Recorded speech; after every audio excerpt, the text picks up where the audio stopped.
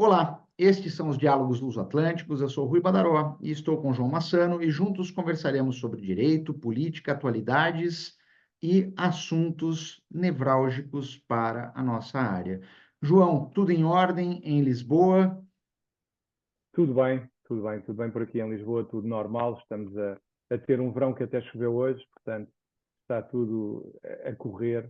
Um bocadinho estranho para verão, mas para quem trabalha, esta temperatura um bocadinho menos quente é bom, Aqui é em bom. São Paulo, chuva já há alguns dias e um frio que nos leva a mais ou menos 14, 15 graus, ou seja, normal. Isso até é calor, até é calor. Eu estava conversando com o Dr. Nicola Cosentino há pouco e ele mandou um abraço para ti e reclamava do calor em Pois, Firenze, né? Algo em torno de 35, 36 graus. As mudanças climáticas realmente estão assustadoras. sim, há coisas a acontecer e de facto nota-se no tempo diariamente e por estação que já não é o que era. Pois é. Então hoje vamos falar do quê com impacto no Brasil? Vamos falar de prerrogativas de advogados ou há outra notícia que entendas que deve ser a primeira aí do Brasil? João, eu entendo que esta temática das prerrogativas do advogado, portanto, respeito ao nosso código deontológico, seja o brasileiro, seja o português, é o assunto que nós devemos enfrentar hoje. Notadamente, frente aos ataques que a advocacia tem recebido diuturnamente das diversas autoridades. Eu soube que Concordo. recentemente você foi atacado e, portanto, toda a advocacia num desrespeito flagrante às prerrogativas. Poderia nos contar um pouco mais a respeito desse assunto? Eu acho que aqui acaba por estar em causa, no fundo, algo que também tem a ver com a Comissão Parlamentar de Inquérito. Eu gostava de falar dos dois e gostava de fazer um paralelismo com o que se passa no Brasil. O que nós assistimos, e começaria pelo Brasil, perdão, pelo caso do advogado que foi chamado a falar na CPI, a primeira grande questão é o que é que ele foi lá fazer. Porque, em primeiro lugar, o colega, quando lá foi, já foi depois da própria cliente, porque a senhora, que era a mãe das gêmeas, já tinha estado 5 horas a falar na Comissão Parlamentar de Inquérito, por isso não percebi, e parece-me que ficou por explicar a razão pela qual ele lá foi e porque é que, de facto, se pretendia ouvir o advogado. Em segundo lugar, parece-me que nós temos o tema do sigilo profissional e algumas declarações que foram feitas por alguns parlamentares e alguns comentadores revelaram algum desrespeito relativamente ao sigilo profissional e desconhecimento do Instituto, porque entendo que nós temos que perceber que o sigilo profissional é algo que existe, de acordo com o Estatuto, para proteger a nossa função social e os interesses do cliente, porque a ideia é que o cliente que fala connosco confie em nós e saiba que tudo o que nos é dito não é divulgado, salvo situações muito excepcionais. Portanto, mesmo que o cliente autorize, não é forçoso que, apesar da autorização, o sigilo seja dado. E mais, e ainda que o sigilo seja dispensado pelo Conselho Regional de Lisboa, o colega ainda pode entender que não fala. E essa é a questão. Portanto, nós temos aqui várias situações. A primeira situação é que, de facto, quando um advogado, independentemente do cliente ter ou não ter falado, é inquirido ou é notificado para ser inquirido numa comissão parlamentar de inquérito como a do Parlamento em relação ao caso das gêmeas luso-brasileiras, claro que é necessário que o advogado peça dispensa de sigilo.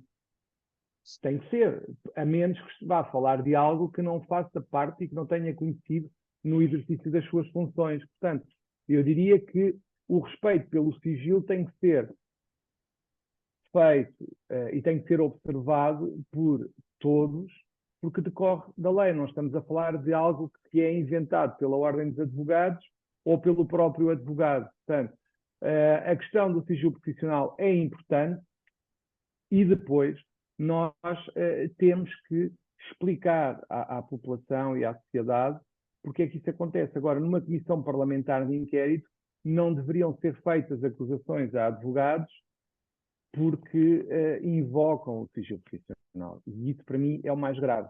Não deve acontecer, não pode acontecer.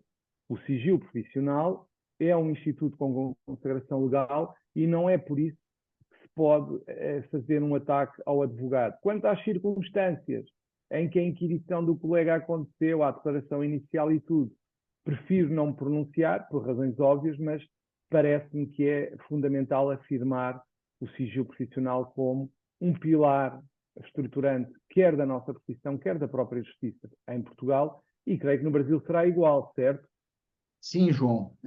Aliás, sobre esse assunto que me é muito caro, eu sou um estudioso da deontologia jurídica, e eu entendo que o sigilo profissional, notadamente na advocacia, é um dos pilares fundamentais dela, né, porque garante a confiança entre o advogado e o cliente. Aliás, no Brasil, o Código de Ética e Disciplina da Ordem dos Advogados do Brasil estabelece normas claríssimas sobre essa questão. E ainda com relação à importância, eu gostaria de ressaltar, como você já o fez de forma brilhante, como sempre, que as informações compartilhadas pelo cliente ao advogado devem ser asseguradas pelo sigilo, porque não há outra maneira que nós possamos exercer o munus de advogado sem que haja essa confidencialidade. Aliás, esse é um princípio essencial, João, que o cliente se sinta seguro, né, em expor todos os fatos relacionados ao seu caso, permitindo ao advogado oferecer uma defesa que seja eficiente, estratégica e adequada ao caso. No Brasil, João, o artigo 25, 26 e 27 do Código de Ética estabelece uma série de regras. O 25 fala, e permita-me, né, estabelece que o advogado deve guardar sigilo de tudo que souber em virtude do exercício profissional, não podendo revelá-lo sem prévia autorização do cliente. E se estende a estagiário e outros colaboradores do escritório que, porventura, não sejam advogados. O artigo 26 do nosso Código Deontológico, aqui em Terra Brasilis, já determina que a quebra do sigilo profissional só será admissível quando o advogado se ver ameaçado pelo próprio cliente ou quando precisar defender-se de acusação injusta, sempre observando os limites legais e éticos. E o 27 escancara, né, que reforça a necessidade do advogado ser discreto em suas comunicações, não divulgando de forma alguma informações que possam comprometer a privacidade do cliente ou a confiança depositada nele. Ou seja, no relacionamento entre advogado e cliente, é regra imperativa o sigilo profissional. Não pode exigir uma autoridade judicial ou administrativa no seio de uma audiência em um processo judicial ou no seio de uma comissão parlamentar de inquérito, ainda mais, como você apresentou, depois que a cliente já foi ouvida por mais de 5 horas, querer que o advogado seja ouvido e revele conteúdos que estejam afetos ao sigilo profissional. Isso é ferir de morte o exercício da advocacia. E nós não podemos concordar com isso sob hipótese alguma. E diz-me o seguinte, só para mais um tema relativamente também a isto, e que tem a ver com algo que falaste no início, que é como é que é aí no Brasil o respeito ou o desrespeito pelas nossas prerrogativas, pelo sigilo ou outras, por parte de juízes, magistrados do Ministério Público e outras entidades? Em tese, João, deve ser guardado o respeito entre todos os que estão a administrar a justiça.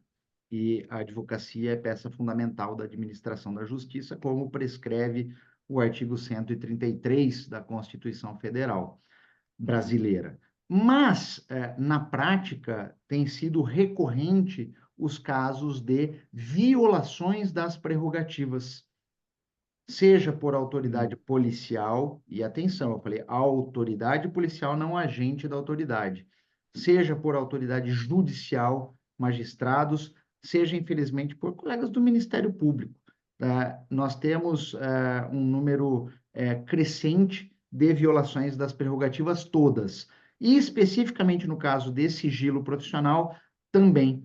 Há diversos casos emblemáticos que advogados foram colocados na berlinda aqui no Brasil para que revelassem informações confidenciais que lhes foram transmitidas pelos seus clientes e exigindo uma posição enérgica da OAB, do presidente da Comissão de Prerrogativas, seja no âmbito nacional, estadual ou municipal, portanto, nas subseções, dado a quantidade de advogados que nós temos por estas bandas, para evitar e afastar essas violações. E quando ocorre a violação, o que nós fazemos aqui? É praxe, João, que aqui ocorra uma cerimônia para que possamos enaltecer as prerrogativas do advogado e afastar, criticar aqueles que a violaram. E diz-me o seguinte, qual é e qual tem sido a reação da OAB em relação a essas violações? A OAB tem criado uma série de atividades, posturas para impedir e coibir a violação de prerrogativas do advogado.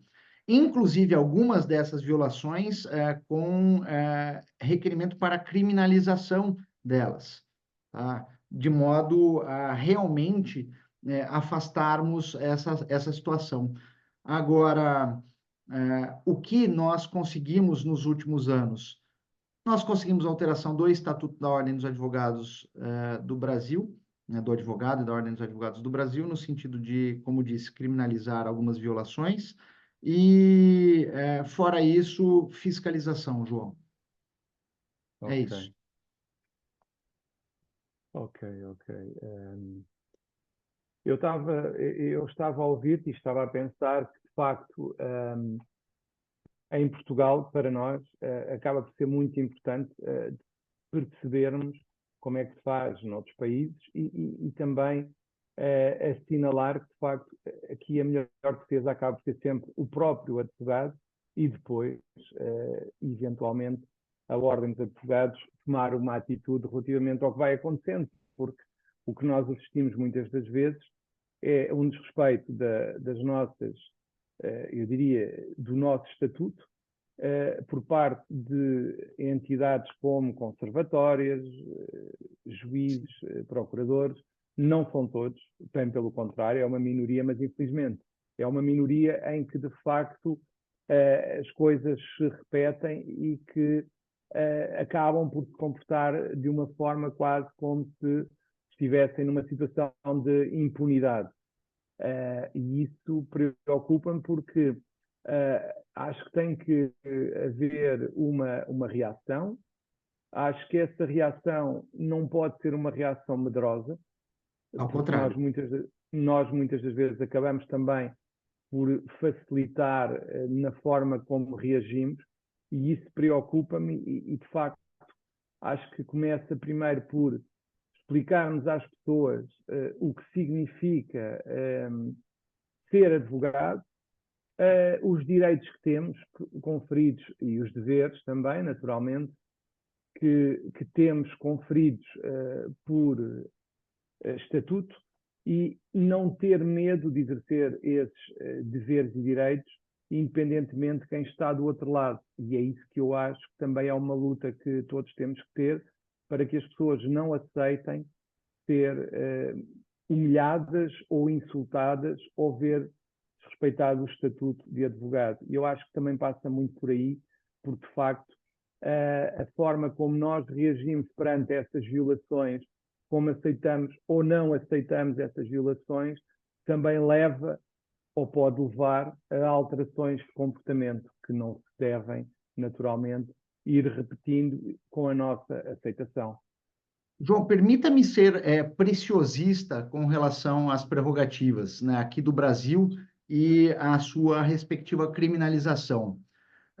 Com relação às prerrogativas, eu vou só elencar algumas das principais, né? A inviolabilidade do local de trabalho, correspondência e comunicação, a comunicação pessoal e reservada com seus clientes, mesmo sem procuração, quando estes se encontrarem presos, acesso aos autos dos processos judiciais ou administrativos, mesmo sem procuração, quando não estejam sujeitos a sigilo, direito de dirigir-se diretamente aos magistrados nas salas e gabinetes de trabalho, independentemente de horário previamente marcado ou outra condição, direito de não ser preso, salvo em flagrante, por motivo de exercício da profissão. Note que essas prerrogativas é o que dão guarida, blindam o advogado para que ele exerça a advocacia com coragem, né? De modo que não se sinta acovardado ou com medo de exigir ter acesso aos autos, conseguir, na plenitude, exercer a advocacia.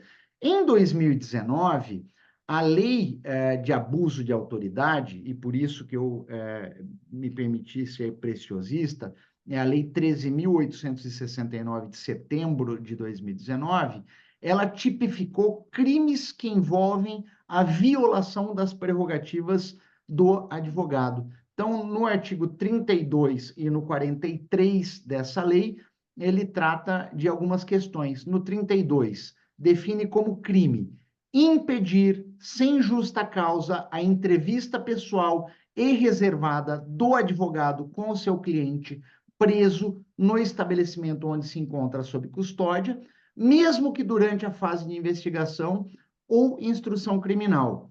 Pena, detenção, 6 meses a 2 anos e multa. E no 43, criminaliza a violação do direito do advogado de comunicar-se com seus clientes, pessoal e reservadamente, sem paralisar o andamento do processo e a regular instrução criminal. Pena é a mesma que eu citei anteriormente. E qual é a importância da criminalização da violação das violações das prerrogativas dos advogados? Como você já disse anteriormente, proteger o exercício da advocacia, porque vai garantir a nós a possibilidade de atuar sem sofrer intimidação, atuar sem medo, blindado, como eu disse, sem qualquer tipo de obstruções ilegais. Para além disso, assegurar a defesa e os direitos dos cidadãos, e você fez isso, falou isso de forma bastante clara, e não é possível eu exercer a advocacia de forma livre, independente, sem que eu tenha segurança das minhas prerrogativas enquanto advogado, porque, caso contrário, eu não vou conseguir assegurar a defesa dos direitos e garantias individuais do meu cliente, em quaisquer esferas, seja atuando na advocacia criminal ou na civil, ou em quaisquer áreas. E por derradeiro e não menos importante, e talvez esse seja o ponto nevrálgico da questão da defesa das prerrogativas do advogado, é o fortalecimento do Estado democrático de direito, porque quando a gente respeita as prerrogativas, João, necessariamente isso é crucial para a manutenção de um sistema judicial equilibrado, equitativo. Eu entendo que é exatamente esse o busilis. Com certeza. E pronto, e acho que chegamos ao fim dos nossos diálogos hoje, dedicados ao estatuto do advogado. Acho que é importante de vez em quando também falarmos destas questões e esperar que tenham eco e que, de facto, contribuam para melhorar a nossa posição social, no sentido de o nosso estatuto ser respeitado, porque o nosso estatuto decorre da natureza e da função social da advocacia. Muito obrigado a todos e até um próximo episódio. Um abraço a todos e dedicado à advocacia, aos advogados todos, do mundo todo. Abraços.